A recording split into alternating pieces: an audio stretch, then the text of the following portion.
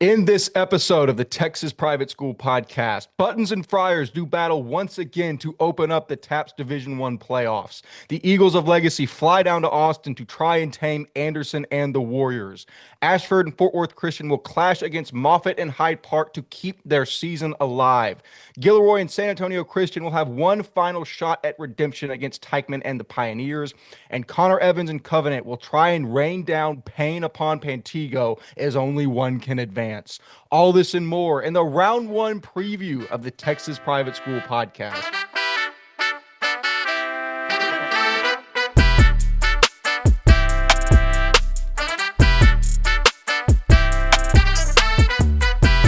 Hello and welcome back to another special playoff edition of the Texas Private School Podcast, the fifth year that we have done this. Gentlemen, I'm so incredibly excited to be here. We have not quite summited the mountain, but we can see the peak in the distance, and oh my God, it's exciting to be here.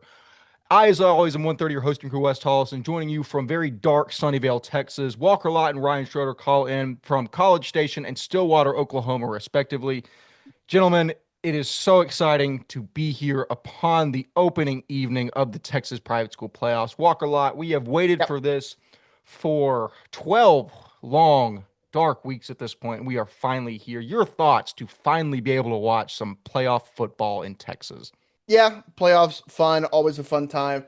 Let's hope for kind of a resurgence of the first round, as in years past. It's kind of pretty much chalk, usually round one. I'm going to hope and pray that we have a little bit of resurgence and some upsets, some good games, some great matchups in the round one. But very exciting. All the hard work is finally coming together to this is the time where you win or go home. And this is where it's the most fun.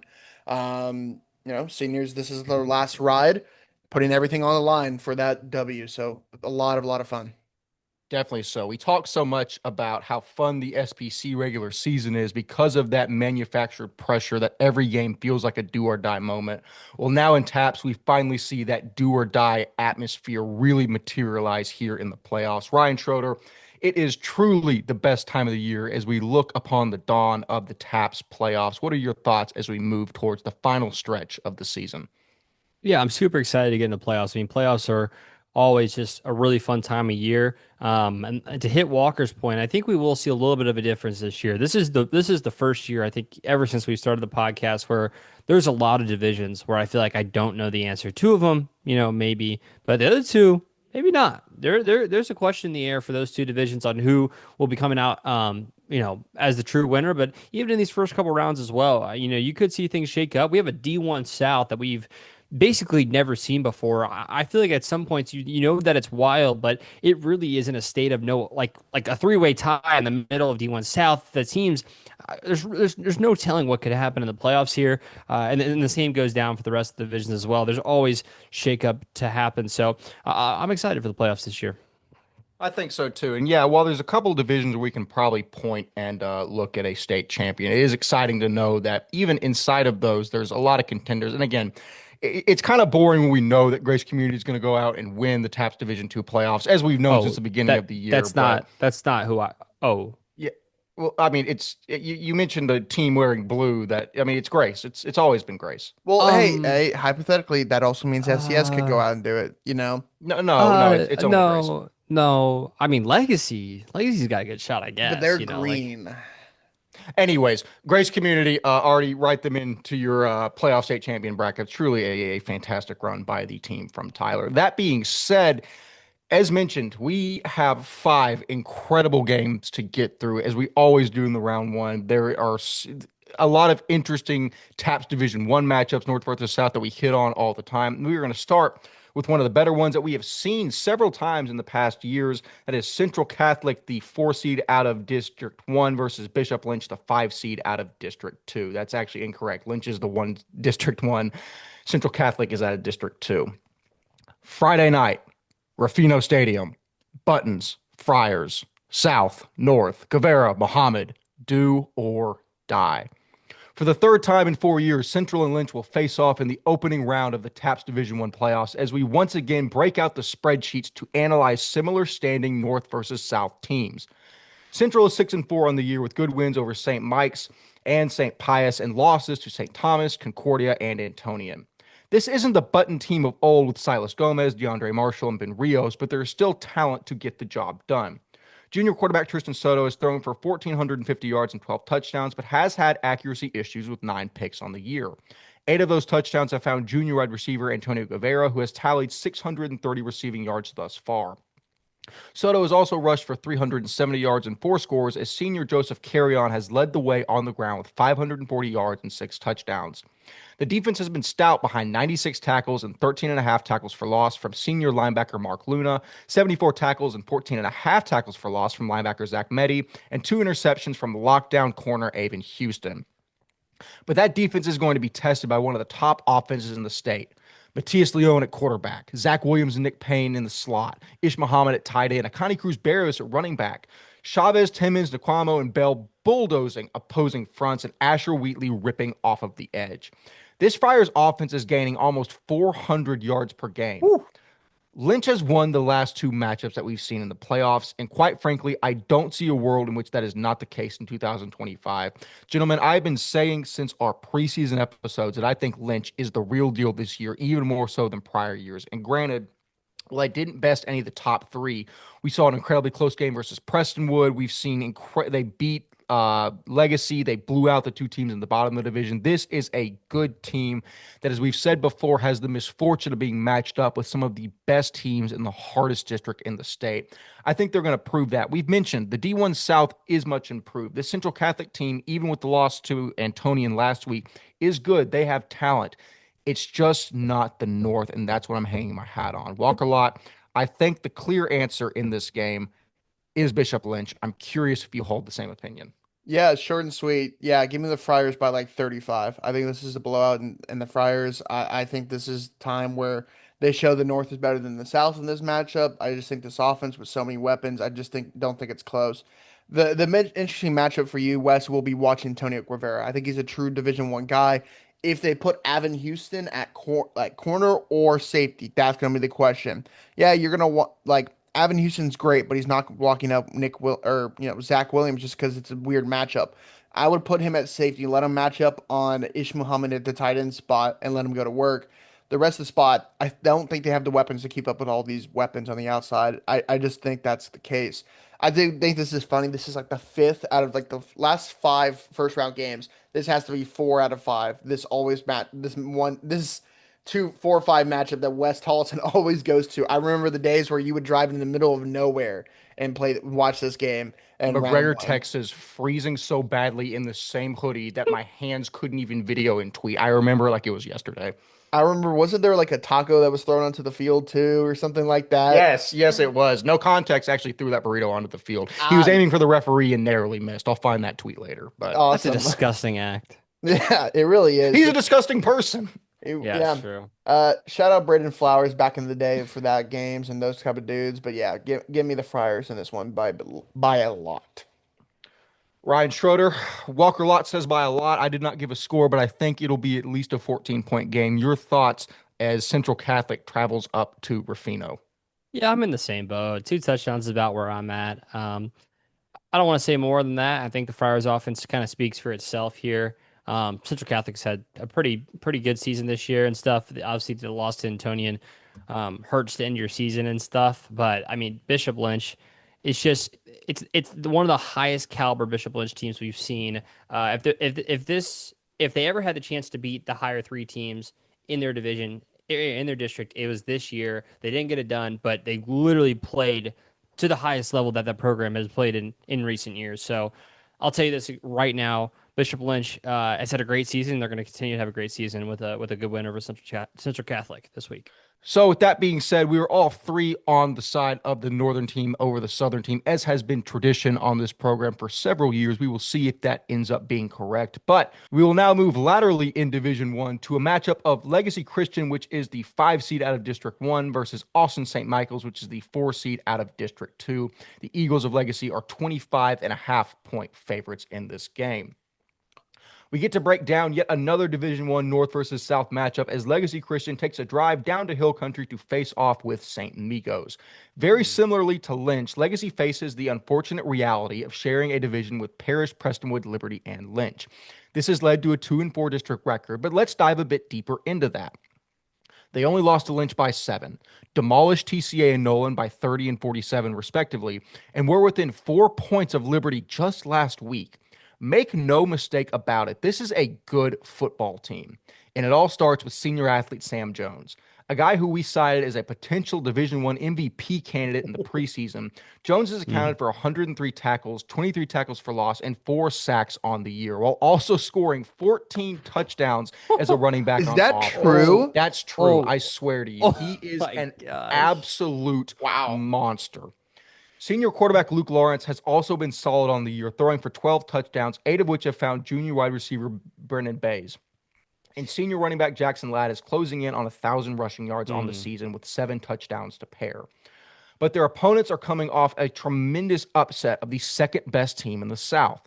Nico Anderson and the Warriors have had a bipolar season. Almost beat a SBC 4A title contender in EHS, get blown out by Division II dog Faith, beat D1 contender Antonian, lose to D1 dog St. Pius, lose to D1 dog Central Catholic, destroy Dogwater Savio, get your doors blown off by St. Thomas, beat the team that almost beat St. Thomas in Concordia on a last-second historic catch by Andres Patino. Out of principle, I don't recommend gambling on high school athletics. But I certainly don't against St. Michael's because I'd sooner tell you what day Christ is coming back before trying to predict the Warriors' output. That said, the talent is there, with Anderson accounting for 2,500 yards and 37 touchdowns, with 1,135 of those and 12 finding senior Andres Patino and 640 and 8 finding senior Pierce Kovacs. They boast 2 great defensive ends in Mark Young and Danny Smith with 14 and a half tackles for loss each, and Pierce Kovacs has been ball hawking the secondary with 3 picks. This result is going to come down to the Warrior defense. They're allowing 35 points per game on the season. They showed an ability to slow a really good offense in Concordia and hold them to 28. That is the magic number. I really do think if the Crusaders can hold Legacy under 4 scores, Nico and company can do enough to get the job done. And I don't think this is your typical North versus South round 1 matchup. I really think that the Warriors are peaking at the right time. I remember back in 2022, we were like, St. Michael's is going to come out and have a great season. They might win district. I'm going to channel that hype right now. I'm going to go out on a limb. I think St. Michael's can break the curse of Southern teams getting destroyed by the North and come out and win this game. St. Michael's. Walker Lott, your thoughts. I love that, man. I love the energy of this episode. We needed this resurgence of Hang on, energy. Walker. I'm getting a phone call. Hang on. We might have to cut this out. Yeah. Yeah, this is Z. Yeah, I am. But you saw Patino's kick. But what about Nico? Yeah, okay. Yeah. No, I'm not wagering houses anymore. No, I stopped all the grace. Okay. Okay. Bye. That was the voice of reason, which told me this is a North versus South matchup, and they have Sam Jones, and that Legacy's going to win this football game. I'm taking Legacy Christian to win the game.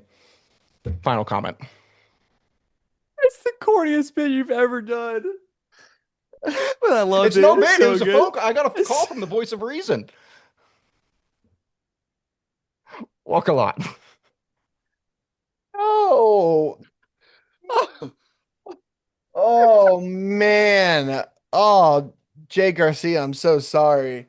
Because it's not gonna get any better. I'm picking Frisco Legacy by like 3 scores. I just think Sam Jones and this team are just too good. The offensive line into the trenches are where they kind of shine. I don't know if Jude Womack, watching some of the film from last week, I don't see Jude Womack in there, but I still think Grant Edwards is a dang good player on the outside tackle. So they still have pieces. Jackson Ladd's a great player. I just think it's too much. You have to have an Andres Patino, Nico Anderson masterclass to keep this one close. And the thing about it is the Concordia game was interesting because that was without Malik Liberty and Ryan Nejek. I have to take that into effect into my pick where yes, that those 2 guys are truly all-state caliber quarterback and receivers. I just don't think holistically, I don't think they're a better team. So give me Frisco Legacy. Ryan Schroeder, you might be a bit biased in this equation as your alma mater is one of the teams in this matchup, and you are wearing a nice shade of legacy green. I don't know if Mm, that's by design or not, but your thoughts on this matchup? Dude, I'm so that was the funniest thing ever. that was awesome. I I'll say this off rip. I know Jude and both Grant have had been banged up throughout the year this year. Probably two of the best linemen in the entire state. Yeah, being on the same line with Jude and Grant, and I'm so glad Jude moved there in the off season. It was a great pickup for Legacy. And honestly, I think this team is just prime. It's so frustrating for me personally that this team plays in D1. For my school when I was there, for it to be D2 the entire time I was there, and it never looked like we ever wanted to go over to the 360 bump in terms of student count. And for us to literally just bypass that now, and I won't really get into that, but it just bugs me because I just don't. It's not really fair because I know that we're not the same caliber of program as the other three teams that sit at the top of this district, but this team could go out and make noise in D2, and I am so sure of that. With all that being said, I know that they can make noise even in Division One, and they would make noise in the South. With all that being said, not much more to say here. I have so much faith in Legacy, and I was kind of surprised you were taking St. Mike's for a second, because I have Legacy here, and I'm going to say by at least 2 scores. This is going to be Antonian Part 2. Give me Legacy Christian Academy. There we go. I do feel somewhat bad because I think St. Mike's is a great team. I love Nico Anderson, Andres Patino, obviously Jake Garcia, our child, but I was writing the script and like I was like I feel like I've gotten into a rut. I do the stats, I do the pick, and I was like, we got to bring like something insane to the table, and that bred the phone call from the voice of reason. So there's some inside baseball for you into script writing. Moving on into the third game that we will cover, Fort Worth Christian at Hyde Park. Fort Worth Christian is the 3 seed out of District 1 in Division 2. Hyde Park is the 2 seed out of District 2. In our second edition of DFW teams bussing down to Austin, maybe Fort Worth Christian can hitch a ride with Legacy. Who knows? The Cardinals will travel down to Hyde Park in a Division II matchup to open the TXPS bracket. This is a rematch of the round one game last year where Fort Worth Christian bested Hyde Park 31-19 behind 3 touchdowns from Landon Gigliotta. This is a similar theme to Division One. District 1 is immensely stronger than the South, excuse me. Or so we thought to begin the year. Turns out SCS and Faith weren't quite as good as we thought, but the middle tier of them, Midland and Fort Worth Christian, are considerably better than Grace, and Brentwood. That said, these teams are mirrors of each other. A step above most of the pack in their district, but not within striking range of the top dogs in All Saints and Regents. That said, Fort Worth Christian boasts one of the best offenses in the division.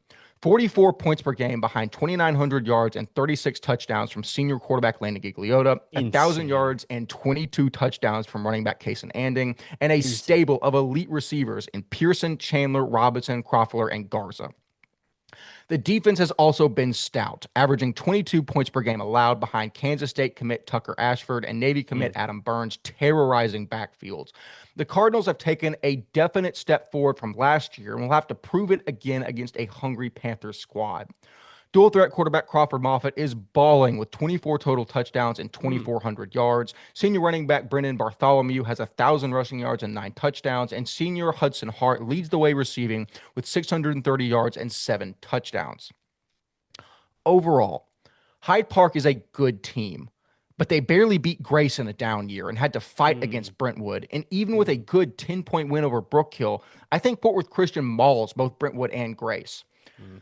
I'll bet a small condo that the Cardinals get the win here and earn a date with the Saints in round 2. I gotta call the line. I can't stop. I have to put myself on the list. I can't stop. I'll never do the house again. I will bet a small condo. Do you have a small condo? He's got assets everywhere, dude.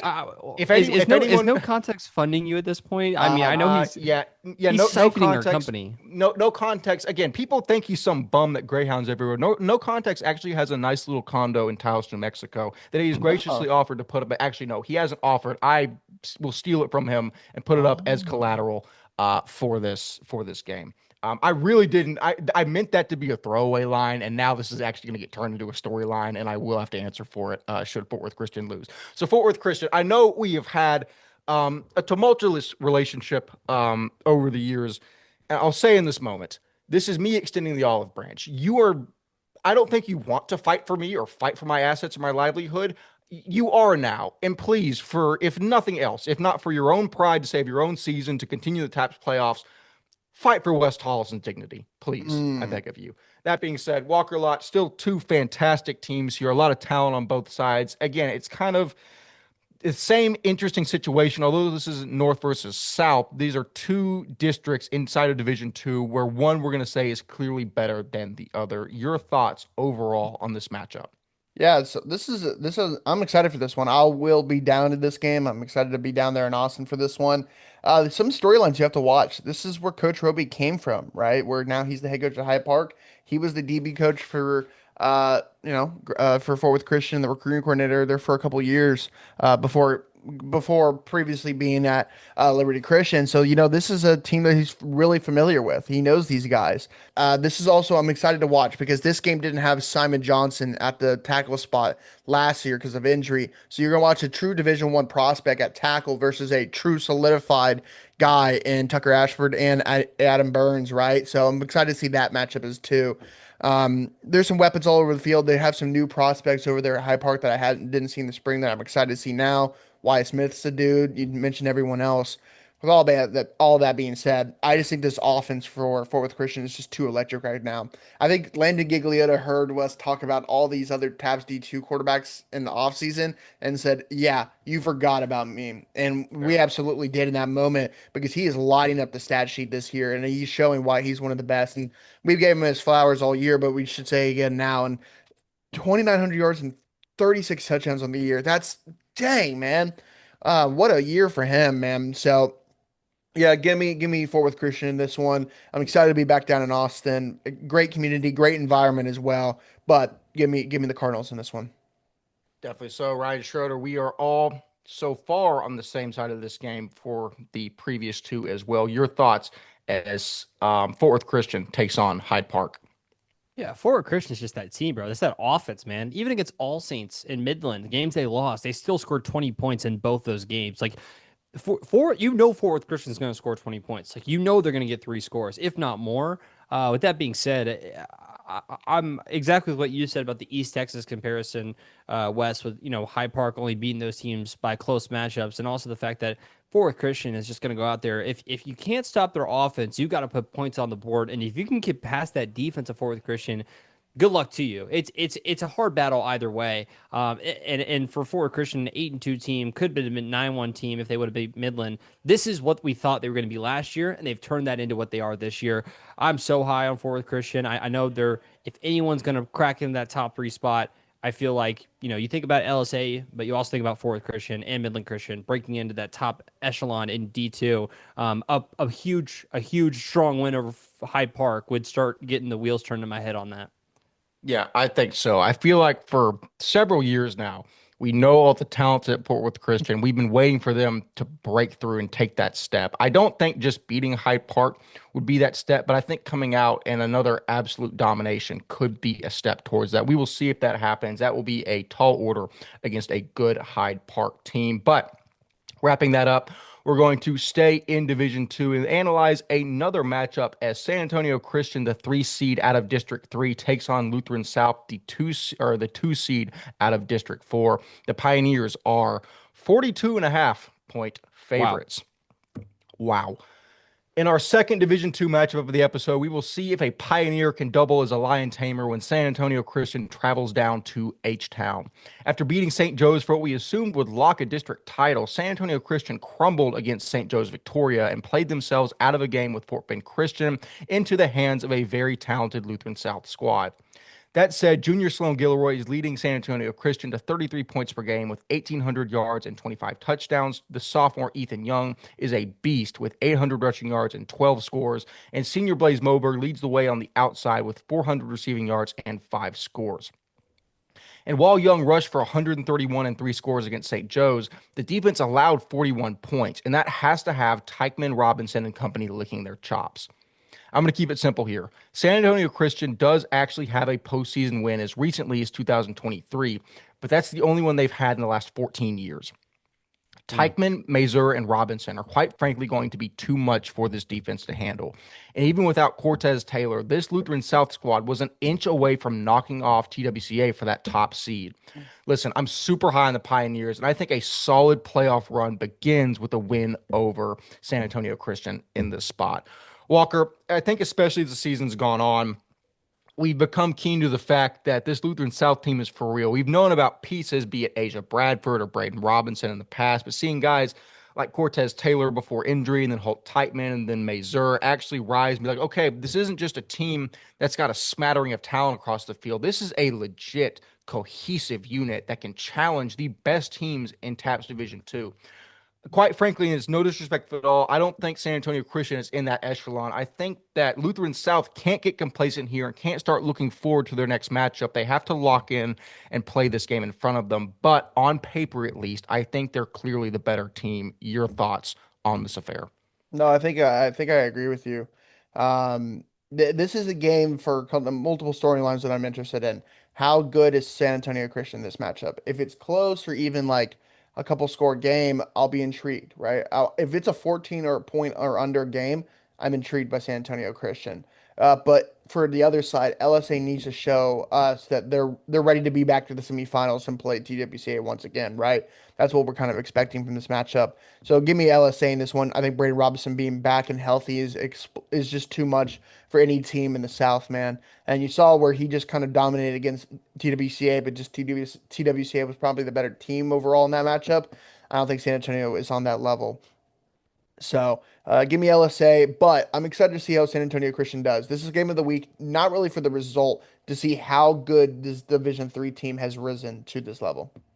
Completely agreed. That Division Three and the District Three and Division Two is always interesting with the San Antonio teams. It's one that Brownsville has really run over the past couple years, but seeing teams like San Antonio Christian, who seemed like they were going to win the district until they faltered against St. Joe's, really opens that narrative up. Ryan Schroeder, this is going to be interesting, possibly. I say that and I really don't believe it because I think Lutheran South is the better team in this matchup. Do you hold a similar opinion?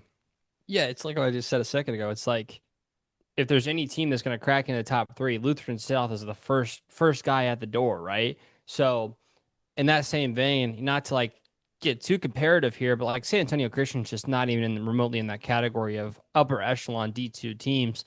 LSA has to fight in the same district as a TWCA. Yeah, I could see LSA in that district just absolutely rolling over everyone in that district, right? Like LSA just has the draw of being in the Houston district. And with all that being said, I got LSA here by a good amount. I mean, 42 is a lot of points, but I mean, 30 isn't out of the realm of possibility. LSA is that type of team. They have that type of playmakers.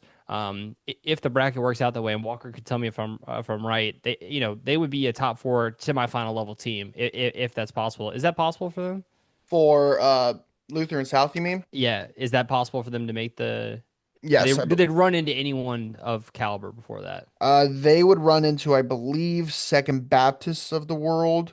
Yeah, they would run into Fort Bend or Brownsville in the second round, and then play They would probably avoid, two. yeah, they Then would play, avoid TWCA till the Sippies. yeah, You're looking at a semifinal caliber team. That's what I'm telling you right now. yeah. Semifinal caliber team, LSA. San Antonio Christian's just a part of that path. So give me LSA by 30.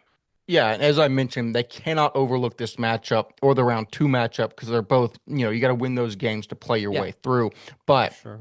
I'm going to go against what I said because that TWCA matchup or rematch, excuse me, in the semis, I think would be fantastic, especially on a neutral field. I think that That's could be gonna be a a fun really, game. really fun game should it happen. We are looking forward to that should it materialize. But we can't look too forward because there's still one final game to cover on the slate. That is Dallas Covenant, the 3 seed out of District 2 in Division 3 versus Pantego, the 3 seed out of District 1. The Panthers of Pantego are 6.5 point favorites.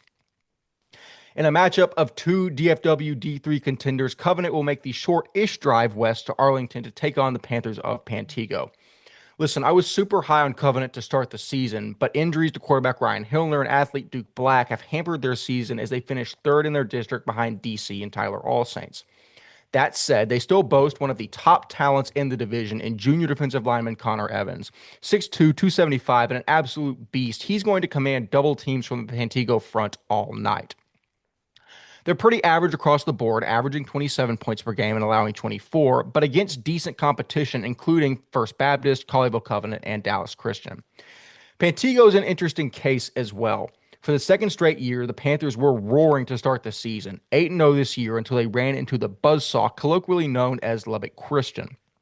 They would then lose by 8 to Jankowski and Colleyville Covenant as well, earning the 3 seed in District 2. That said, I love the underclassmen duo of sophomores quarterback Hayes Young and wide receiver Luke Kemp.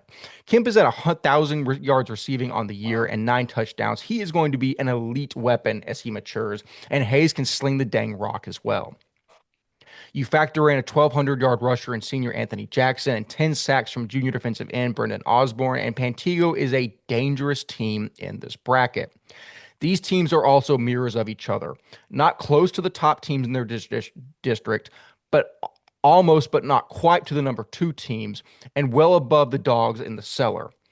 But with Duke Black likely out for Covenant, I'm going to ride with the Pantego Panthers in this matchup. It's kind of unfair because the one game that I saw Pantego this year was against Lubbock Christian, and quite frankly, Lubbock Christian does that to almost every team in their division. Yep. Pantego's not unique in that front. I know quarterback Ryan Hillner is going to be back for that game. That will be huge. It's just, from what I understand, Duke Black is going to be out. And people that haven't spent a lot of time around Covenant, I don't know if they realize how vital he is for the squad. He's their best receiver by far. He's a huge, huge factor on the defensive end. And they still have a lot of talent. Like I said, they got Connor Evans. They have Hillner back. They have actually some pretty big guys for a Division III team. I just love Luke Kemp and the quarterback Hayes Young for Pantego. Those kids are going to be great, and I think they have just enough to get it done in this spot. Walker, I think this is the most closely contested match that we're going to preview on this episode. I'm very excited for it, but with the information at my disposal, I'm going with Pantego. What do you think? Yeah, I think I agree with you. This might be the best matchup of the entire playoffs. I think this is the one that's probably the most evenly matched, and this also is.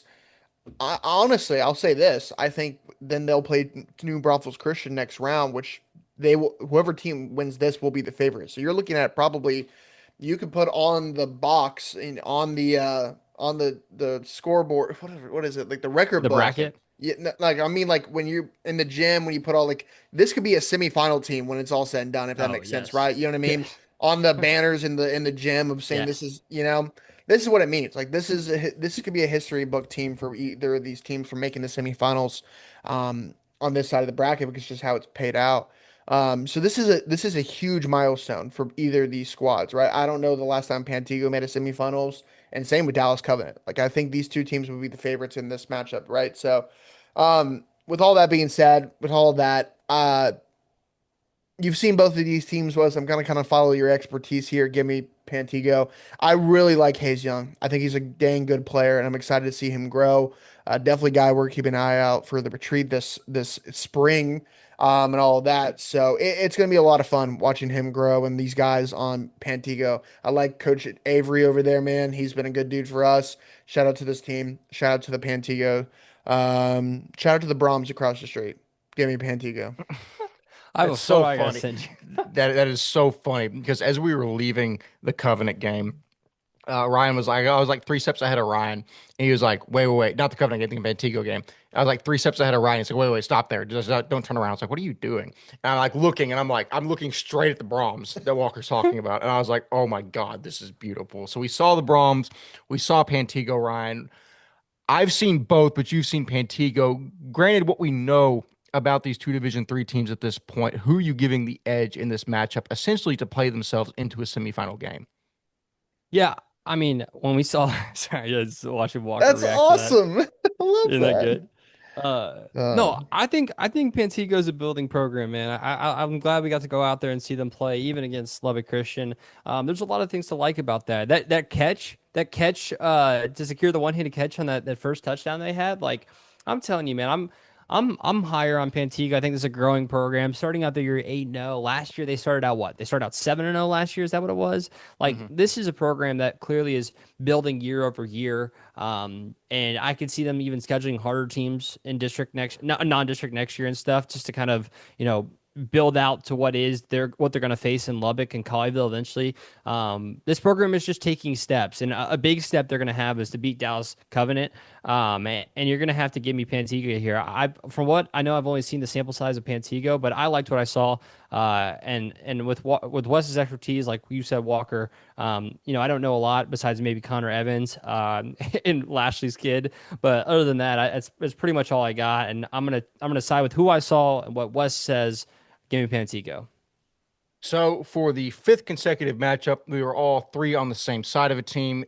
All of you already know my feelings on that. I'm sure at least one of those will be wrong, and our margin for error is extremely, extremely thin. That being said, again, I can't express how excited I am for the playoffs to finally be upon us. It's crunch time. There are 4 short weeks left in the season. And as I mentioned off the top, every one of these games matters so much. It always, and I'm not trying to get too sappy here, but it always does break my heart a little bit to go and cover these games. And you see kids realize they're taking the helmets off for the last time.